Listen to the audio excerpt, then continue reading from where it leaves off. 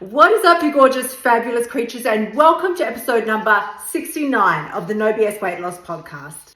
This week we're talking about how you never have to stay stuck in the circumstances that you're in. If you feel like you fucked up this year already and it's only a week into January, I'm about to set you free because I am going to talk to you today about the power of habit implementation, how I've used it over the past few weeks to completely transform my life, what I've been able to achieve and my weight loss, and how you can do it too.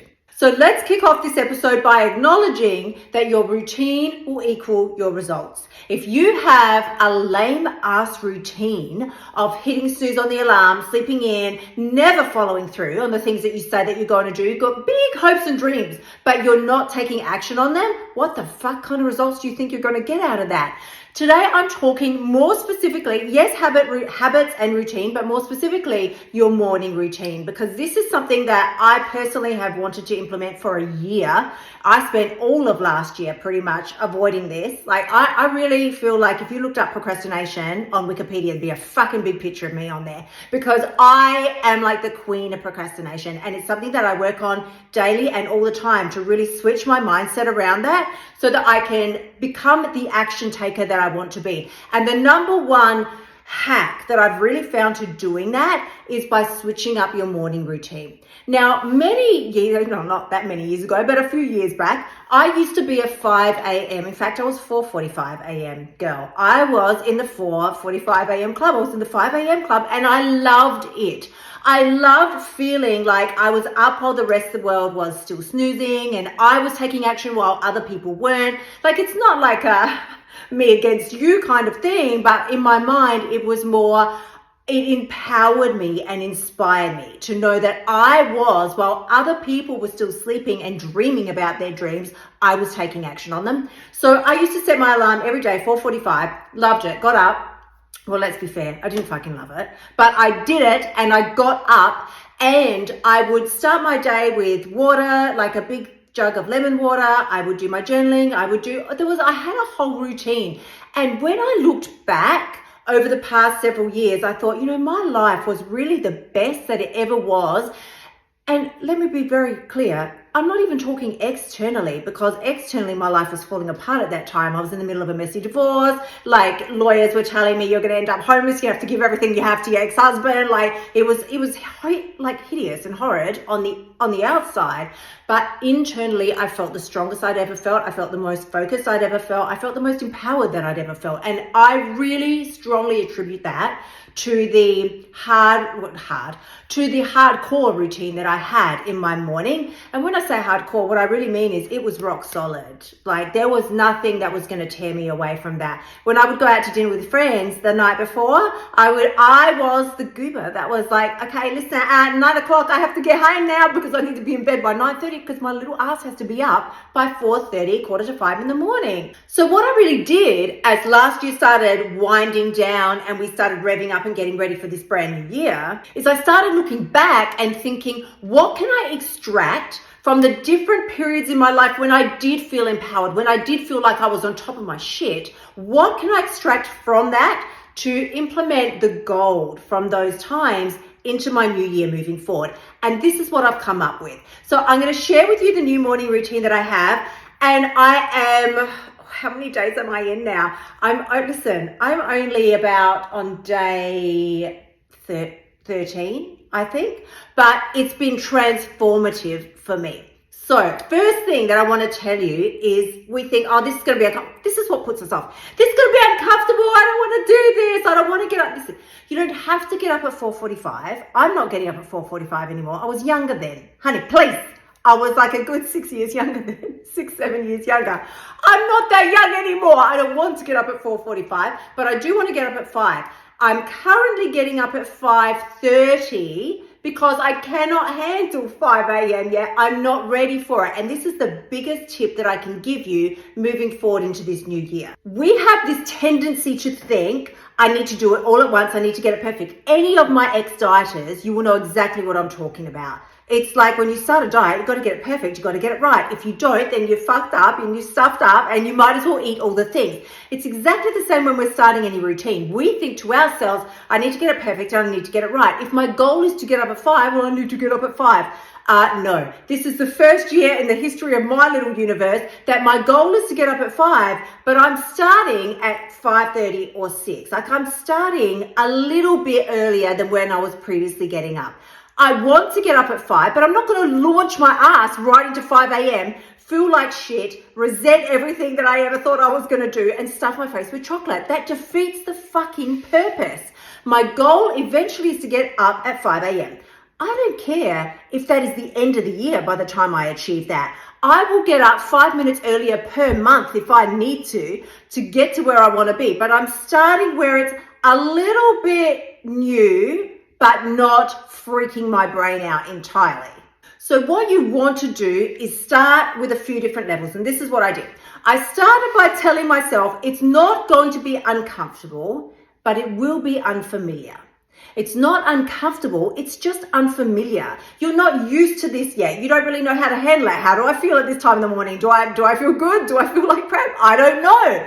But I will say on that, you get to decide. You get to decide. Your brain will tell you some special brand of BS, but you get to ultimately decide, are you going to latch onto it and take it and make it your truth? Or are you going to hear it, feel it, disregard the feelings that are not going to take you further along your journey? The number one question that you want to ask yourself anytime you're thinking about, do I do this? Do I not do this? Do I eat this? Do I not eat this? If I do eat this, how much of this do I eat? Is this going to take me closer to where I want to go or pull me further away? Is this going to give me more of what I want or take it away from me? These are my defining questions. So as we move forward into 23, this is what I want you to think about. Now, up and starting my day at 5:30.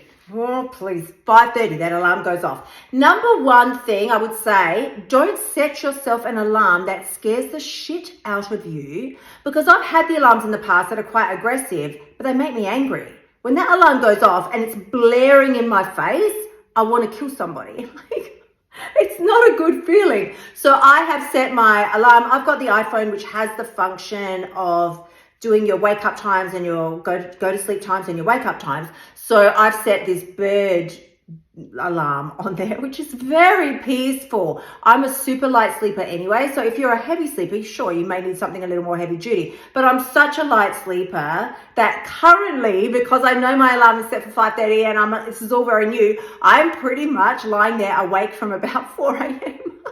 Going, is it time? It's time for the alarm to go off. So I know that as my body acclimatizes to the change, then that will all die down. But currently this is what's going on. So I have a few different angles that I tackle this from in the morning, because you want to engage all of your senses in your morning routine. You don't want it to be just a list of things to tick off and just go, yay, yay for me, send me the clapping hand emojis, I've done my morning routine. This should be engaging all of your senses so that you feel alive, you feel heard, you feel peaceful, you feel like you've done something for yourself. You've not just started putting out and out and out from the first thing in the morning, from the moment you wake up. So here's the way I go about it. 5:30 a.m. alarm goes off. I do get up and I don't ask myself how I feel about it. I don't hit snooze, first of all. I do not hit snooze, honey. I turn the snooze function off on my iPhone as well. So there is no snooze. If I don't get up at 5:30, I'm not getting up. And I am determined to do this. So I'm straight up at 5:30. I go in, straight ahead, I go into the bathroom and will splash water on my face, wash my face, do my skincare routine so that I feel like refreshed, because you need to wake up. So you could jump in the shower if you want to, and sometimes I do that as well if I've got time, depending on what's going on. Otherwise I will shower later in the routine, but that's an excellent place to do it, just to really wake your body up. So do your shower, do your skincare, splash water on your face if that's all you've got time to do. And then I move out into the living area where I will begin the rest of my routine. So as I said, there's a few different senses that I want to make sure that I'm engaging in my morning routine. Sight, sound, smell, what else have we got? Skincare, a mindset, stretching, and hydration. So So we start with the skincare or the waking up. So that you need to have something preferably cold on your skin. Don't freak out. You don't have to do the whole cold shower. Phil does that. It freaks me the fuck out. Like, he does it, and I'm sure it's fabulous. He'll probably live to 105. I would rather have my warm shower, live to 95. I'm very happy with that. But I do have, especially now because it's scorching hot here in Australia, so I have the cold shower and it's fine. I feel invigorated and I feel great. I move straight out into the living area and put some sound on. Now, here's the other tip that I will give you. I previously used to put sound on through the computer or through the stereo system, through the Bose or whatever is going on. I don't do that anymore. Because there's other people in the house, I find it more beneficial for me. I don't give a shit about them. I find it better for me to have my AirPods in, or you put your headphones on if that's what you've got, but direct the sound straight into your skull. That way you feel like you're in a little cocoon and nobody can fuck with you in your cocoon, right? You're in there. So I put on some chill music. I will sometimes put on, you can put on a meditative music, or I have been known to put on like a podcast or something in the background. But quite frankly, I found the absolute best result coming from putting on some chill music or high vibe music, if that's what you need to get your blood pumping. I think this has been one of the key factors in transforming how my brain and my mind will have its personal outlook for the day. The next sensation that I want to take care of as part of my morning routine is very brief, because I don't want to spend 85 hours doing this. I don't have 85 hours as a morning routine, is sight. What you see around you completely impacts how you feel on the inside. So I make sure that my surrounds are neat, tidy, clean, and ready for the day. So if that means for some reason I left my desk in a shambles the night before, or there's dishes in the kitchen that need to be done, or the dishwasher needs to be emptied, something small, but it's disturbing my sight, I want that room to be neat, tidy, and ready and prepared for the day, just like me. Just the same way I'm not going to go out for my day a complete shambles. You prepare yourself. I want to prepare my surroundings as well so that they can function to the best of their ability to support me in my day. If my surroundings are an absolute fucking hovel, that cannot support me in my day. I make sure dishes are put away, dishwasher is emptied, restocked if it needs to be, and clean up blankets, pillows, anything that's been left lying around from the night before, put everything back where it should be. Sensory and smell. Now, I will say, I always make sure that I spray. You can light a scented candle if that's something you want to do. I don't really vibe. For me, that's more of a wind down at the end of the night thing. So I don't tend to do it as part of my morning routine, but what I do is I get the, not an air freshener, but the essential oils sprays that you can spritz onto your furniture, lounge, the carpet, whatever you've got surrounding you. Spray it on your bed linen, anything that you have to engage the sense of smell. So by now, you're feeling good in your body. Your skin's been taken care of. Your sensory, your senses, like sight-wise, is good. Your surroundings are clean. You've also got your smell senses engaged. Things are smelling good. You've cleaned up, you've tidied up, you're feeling good. Now you've got the music on, and now it's time for me to do some reading and journaling. If you have to skip everything else, I will say to you, don't skip this. Reading will come in many different forms. Do you want to read, like, I don't know, a werewolf novel? Probably not first thing in the morning. I'm reading something that is self-development and or slash, actually, that's really all I read. Self-development. Read something that will benefit your mindset and your motivational levels. So once I've done this, I will tend to do it for maybe 5 minutes, because like we said, we don't all have 85 hours for our morning routine. You need to, you want to practice this, and it is a practice, and you want to practice it until you cull it down to anywhere between, I would say, as short as 15 minutes, but maybe 20 minutes to perhaps an hour, if you've got an hour that you care to indulge in this. I quite frankly at the moment am not spending an hour. Like, it'll be maybe half an hour to 45 minutes, but that's because I'm getting up early enough to spend the time to do it. So I'm reading something that's mindset / motivational. I don't know what I'm currently reading at the moment. Listen, I've got a whole stack of books that I keep going. It's like one of my worst qualities, if you want to say one of your qualities is the worst, but is that I continually start new books. I get excited, like bright, shiny object syndrome. Oh, that one looks good. Oh, that one looks good. And I'm constantly starting new ones and not finishing the old ones. So I will just pick up one of the books that I've got on the go and read for 5 or 10 minutes from there. You can do that with biblical studies. You can do it like any of those things will count. They all make you feel better and feed your soul. After that, I'm grabbing my journal and I am straight into it. Now, the key questions, there's 2 key ones, and I was thinking about this morning. There's 2 key ways that I approach my morning journaling, and they are complete polar opposites. Let me break it down for you. I will ask myself in my journaling either one of 2 questions. The first question will allow me to sort of get out everything that's inside of me. And it goes like this. What do I need to say or hear today? And that gives me an opportunity to sort of tap into whatever is going on inside. And if I've got some frustrations or just like really surface level emotional BS, I can get that out. But also when it talks about what do I need to say, that might be what I need to say, but what do I need to hear? That's tapping into your inner knower. Your inner knower always knows. Your inner knower knows. And your inner knower then has an opportunity to come out and say whatever it needs to say for the day. You know you have so much more in you than this. You know that you're capable of so much more. It will usually point out the areas, but never ever in a nasty way. If it's coming out in a nasty way, that's the voice in your head just laying into you. That's BS. Shut that shit down right away.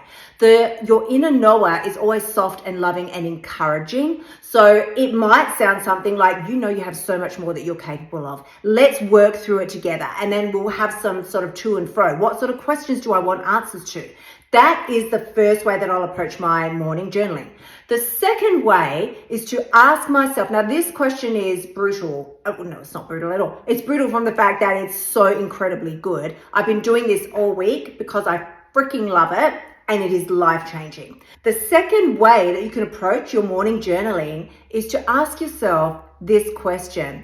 I'm so happy and grateful now that. Now, let me preface this because it's not really a question. It's more of a statement. So let me say it again. I will open my journaling with this prompt. I'm so happy and grateful now that.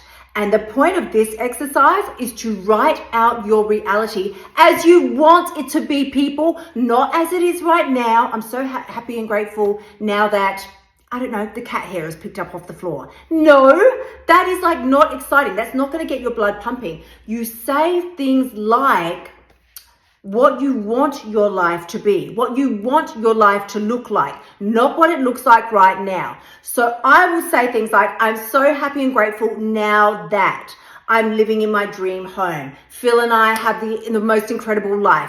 I love our relationship I do love our relationship and we do love each other, but I want it to be next level. What is the next level of your life, your relationship, your home life, your career? I'm so happy and grateful now that, fill in the blanks. Listen, I did one this morning with my body. I'm so happy and grateful now that my arms are toned and sleek. My legs are long and sensual. I don't know. Right? My legs are long and toned. My skin looks amazing. You don't say things, and I feel like I sort of caution to point this out, but I know there are people still that don't know this. You don't say things like, I'm so happy and grateful now that my legs aren't fat anymore. I'm so happy and grateful now that, I don't know, my stomach isn't fat. You don't point out the things that you don't want. You are talking about the things that you want to see. I'm so happy and grateful now that my legs are sleek and toned. I'm so happy and grateful now that my stomach is flat and I have 6-pack abs. I'm so happy and grateful now that I almost said it myself, now that every wrinkle from my face is gone. No, you would say, I'm so happy and grateful now that the skin on my face is youthful and toned and shines like the sun. You say what it is that you want to be seen. Now, because this may be a little tricky, it may trip you up, you are more than welcome. Come find me on social, you can DM me and we can chat about it. I'm more than happy to help you. But what I mean to say is this journaling prompt is really, I don't just want you to write it like you're writing school lines. I'm so happy and grateful now that my life is incredible. I have my dream car, I have my dream home, I have my dream relationship. I don't want you to just write stuff like that. I want you to feel it at the same time. That's the real needle mover. So after all of this is done, I'm sorting my task list for the day. I do a huge brain dump of everything that has to go on. And then let's say 20 things end up on your quote unquote to-do list. 20 things are probably not realistic or achievable for you in one day. So what I do is brain dump everything, and then I highlight the 3 non-negotiables. The 3 things that have to be done for that day. It literally might be like pick up milk from the store. Okay, I'm a vegan, I don't do milk, but pick up milk from the store. I don't know. Edit the podcast and tell Phil I love him. It can be 3 really small things if need be, because what you don't want to be doing is rolling things on to the next day. If it happens, that's fine. Of course, it does happen. It happened to me this week with my fabulous new morning routine, but it still happened. And so you want to give yourself every opportunity to get that endorphin hit. So you want to be ticking things off of your list, which means choose 3 things and no more than 3. If you've got one massive task, then let that be just the single thing for the day. But whittle your list down to no more than 3 non-negotiables that you know you'll be getting that endorphin hit when you tick them off for the day. After all of this comes my stretching. Now, stretching is huge for me, and you don't have to integrate this into your morning routine. You don't have to integrate any of this into your morning routine. But I'm telling you what I do with the hopes that one or all of it may be enticing and may work for you. So I do stretching because I'm over 50 now. My body is wound up like a little fucking spring. It's very tight. I'm very uptight, right? You're a reflection. So I am a very uptight person. I need to stretch. I have to stretch. Otherwise I'm going to injure myself. So I do my stretching and I do about 20 minutes. And whilst this is happening, I've still got the music going and it's fantastic.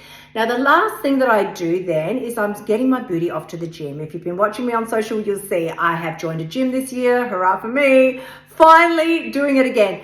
The difference this year is I used to think that I hated the gym. I don't hate the gym. I hated the gyms that I was at. I found a gym that I love and that I enjoy. It's not overly crowded. It's not crazy busy. It actually has queens there that are in their 80s. I freaking love these women. So it's not a girls only gym. There are guys there too, but there's not a ton of people. It's quiet, it's clean. I really like it. So now I cannot wait to get my ass to the gym every day. And I've been there every day. It's a complete non-negotiable. It's part of my morning routine. So in the midst of all this, I'm drinking a liter of lemon water. What is lemon water? Let me just explain. I squeeze a lemon. I fill up the jar with water. That's what I'm drinking every morning. So that has to happen before I leave for the gym. And then I drink my remaining 2 or so liters of water throughout the day. But the lemon water comes first as part of my morning routine, so that I know no matter what, I've hit a good percentage of my hydration level for the day. I go to the gym and that's where I'll listen to a podcast or get some me time. Listen to music if that's what you want to do. That's your me time. And that truly is your time. You're not there to torture yourself for what you ate the night before. You're not there to burn off 10 billion calories so you can be just skinny. You're there to look after yourself because you actually give a shit about yourself and your body and operating at your optimum level. So when it comes to your habit selection, what should you choose? Here's your little checklist, and this can be your litmus test. And like I mentioned earlier, I'm just going to reiterate, my litmus test is, does this give me more of what I want, or is it taking something away? So do integrate things that are going to move you closer to your goals, the things that are real needle movers. Don't waste your time on superfluous shit. Do make it easy for yourself. Is the gym close? Yes, the gym that I've chosen is literally a street away. Is the gym closed? Are you able, if you're not doing gym, are you able to go for a walk? Well, yes, that's very fucking easy. Just put your shoes on and off you go, sunshine. There we are. Do the meal prep if that's something that vibes with you. And if you're not into meal prep, which I not always am, I prefer flexibility with my food. So do that. Just make sure you have the fridge stocked. So there are things that you can do and there are things that you shouldn't do when it comes to choosing your habits for your morning routine. 3 of my complete non-negotiables in the morning, like I see, shake my hands, because truly this will fuck you up. This will fuck you right up if you engage in these things during the period of your morning routine. No social media, honey. Please. The minute you get into the rabbit hole of social media, your morning routine is completely fucked up and you will be scrambling for the rest of the day trying to recover that time. There is completely no social media until my morning routine is complete.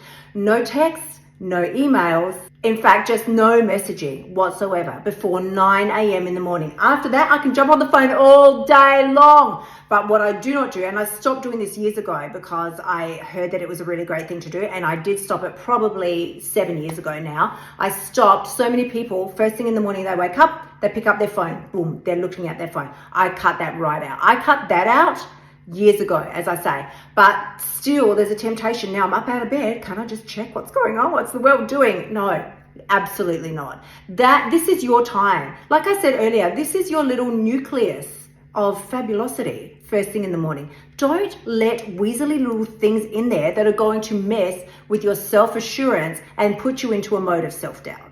Now, if you fuck up, which we all do, if you sleep in, if you miss it, if you skip the morning routine, if you do check the social media, any little glitches on the radar, here's what you want to do. Ask yourself, if this situation was just information, what would it be telling me? There's no judgment here. The judgment police have left the building. There is zero judgment available to you at this point.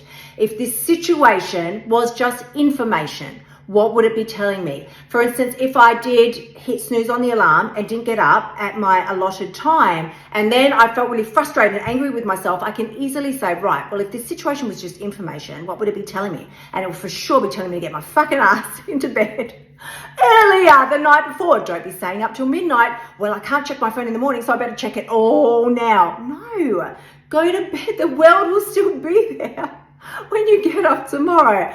But no, ask yourself, if the situation was just information, what would it be telling me? And then how can you adjust your course accordingly? So my darlings, I hope you found this really useful today, because the reminder that I want to leave you with is that you don't get what you want in life. You get what you put time into. So if you found this useful, come join me on social. You'll find me over at Instagram, Facebook, Twitter, Pinterest, all the usual places, but we play over on Instagram most of all. If you're sharing anything, please tag me, because I love to be able to respond and share your stories as well.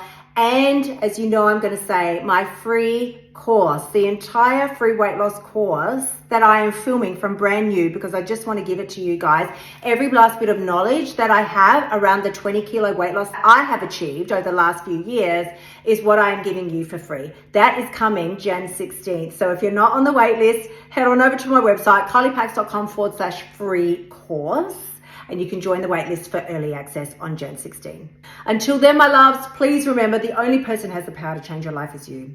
When you step up, take control, and create a morning routine that's really going to empower you to blitz through your day, achieve the goals that you want to achieve in 23, and leave this year completely excuse-free.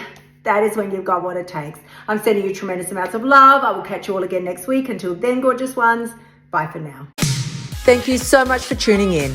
Remember to shimmy your butt over to kyliepacks.com/free course and sign up for my free weight loss training so you can start losing your weight now.